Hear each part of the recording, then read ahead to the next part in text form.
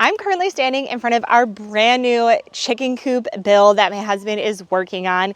It is so close to being done, but I am really excited about this brand new design and build that he's done, that I just had to share all of the really cool features that I think after raising chickens for over 5 years will be truly game changing for our backyard flock. Now, this is actually right next to our old chicken coop, which was actually just a part of an old barn that was sitting in our yard already. So we really didn't want to spend a lot of money when first starting with chickens. And I definitely suggest start small, start with what you have and work up from there. And we've done a lot of really great things, and I can share some old chicken coop tours there. But let's really focus on this new one over here and how much better it's going to be. And first off, just the look and feel. She's beautiful, she's divine, and she has so many things that are going to make my life and our chickens' lives so much better. So let's take a look inside and see some of the features that I think every coop build should have now that I've experienced raising chickens to make your lives easier. Okay, first up, we're going to talk about our nesting boxes, which have exterior access. So your nesting boxes should provide a quiet place for your chickens to lay eggs, but also make it convenient for you to get those eggs. Now, everything in our chicken coop is nice and predator protected, so everything is locked in over here. And you can see that we have 4 nesting boxes here. It is a nice, quiet, dark space for your chicks to lay their eggs in a safe area, but I can also come here and grab those eggs as well. We created a nice lip here so that we can have some nice straw bedding in here for them to lay their eggs on. This is really great because it will make sure that your eggs do not break if they're laid on a very hard surface. So there is wood down below. We did stain everything. This is just to make it so that it keeps longer and it stays a higher quality. Now, something else to keep in mind when you have your nesting boxes is you want to make sure that they are not on the ground of your coop. So you can see here, there's about a good foot between where the bottom layer of our coop actually lays. You can also tell another thing that we did with our coop is we do have a nice raised coop. So we did this for a few different reasons, and I actually love that we have this. So first off, the raised coop is really nice because it has a plywood bottom here, and then we did extend that with some nice PVC on top so that it is a nice waterproofed layer. I'll go inside here as well. So you can see that it will be really easy to clean because of the PVC flooring on here, which will be really easy to kind of rake in. And then what we also love about this is when we do need to clean out our coop, we can just have a wheelbarrow underneath here. We can store our wheelbarrows underneath here and then easily take the wheelbarrow and pull into all that waste into the wheelbarrow here. Another great reason to have a raised coop is it's going to keep predators out, and it's really important when you create your coop that you are making it safe from predators. If chickens are left alone in an area that's not protected from predators, they will most likely get eaten by predators. We have a lot of hungry fox, raccoon, bears. You have things coming in from the sky, so everything you can do to protect your chickens is going to be number one here. So we have that raised coop there. Another thing that we did when creating this coop was we made it so that it'd be really easy to do the deep litter method.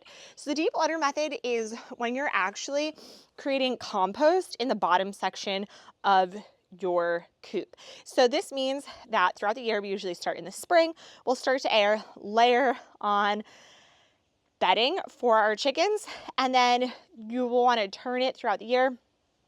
But this means that in the winter, it's actually going to start heating the coop for our chickens, and you won't actually have to worry about providing heat for your coop.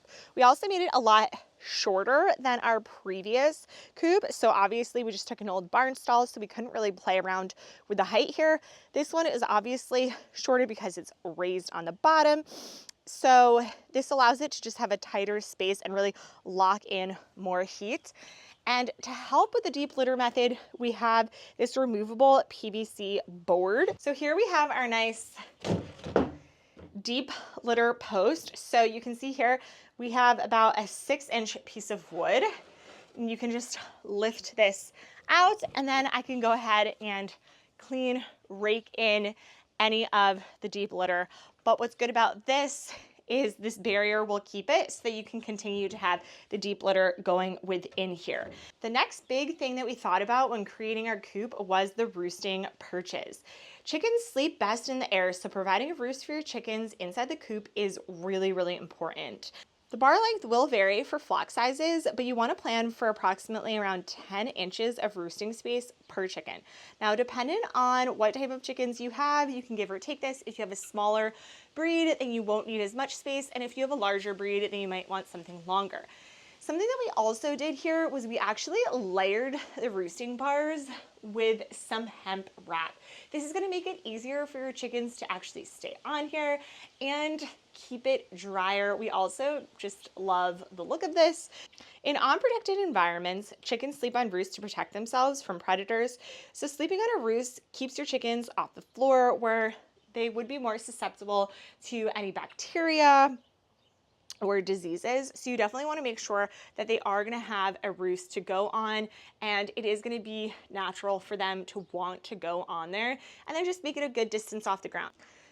Okay, let's talk about insulation. So you want to make sure that you do not have any large cracks or small openings. This way you can keep predators out of your coop.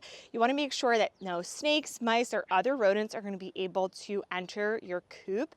And this is going to be important so that your chickies are safe and your coop is overall really clean. Now, it's really important that if you do have a metal roof, that you do want to insulate the roof. This is going to be really important to keep your coop cool in the summer and hot in the winter. Now, if you do have an asphalt shingle roof like we do, it's really important that you use Tech Shield's roof sheathing as a barrier against excessive heat from the sun.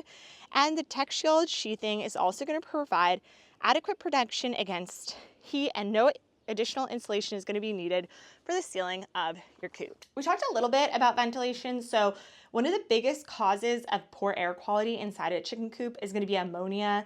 This is released from fresh or moist feces. And when your chickens are in here and they're on their roosting bar, they're most definitely going to be doing some droppings. So you want to make sure that you have ventilation areas.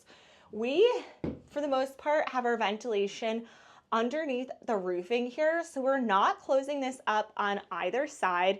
This way the wind can flow in through here, get out any of that smell. But we are going to be closing it with chicken wire so that it is still really safe from any predators or animals coming in. Lastly here, one of the big things that I really recommend is having automations within your coop. So right now we do not have our automatic door, but we are going to be adding one. We just have it on our old coop. So once we actually get all the chickens moved over, we'll move them in there. And this is operated by the sun. So when the sun comes out and when it goes down, it will open and close, and then it just has batteries. I will also link that down below. And then automating your water and feed. Anything that you can do to create automated systems within your coop is going to make your life a game changer. And something that we have done in our current barn style is actually adding these water collection barrels. And we are also going to be adding them to our coop that we have now, and then being able to collect rainwater that will feed into their water for drinkable water. This makes it so that you have a system where you don't really have to worry about getting them water, because you're just collecting it and feeding it from there. Another thing that we've done here is we're going to be automating their food. Now, we use Nature Serve feed for our chickens. It is such a great layer mix, and we pour it into this really great contraption that we made just using an old Home Depot bucket. This lets you feed your chickens and really automate the process. So only on a weekly basis do we really need to fill this up, and give or take the size of your flock, you can do that more or less. You can also make a larger bucket size and fill it from there.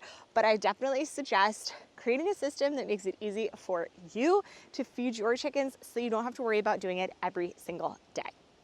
Now, we've been raising chickens for quite a while. I've had so much fun raising chickens. If you enjoy raising chickens and you want to learn more about how you can create a better coop and home for them, then definitely follow along, and we'll see you guys again next time.